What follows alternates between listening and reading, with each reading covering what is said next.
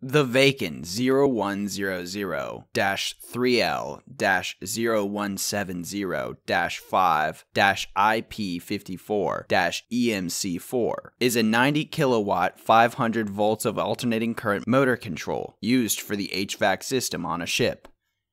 We received this drive with a saltwater contamination issue, which required a replacement for several components and a very detailed cleaning of every conductor within the motor control. We replaced the contaminated fans, and then powered up and tested the unit on our test motor as shown in the video.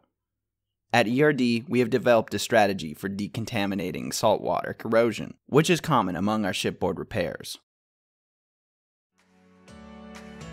Thanks for checking out the video. Subscribe to ERD TV for more videos of our repairs.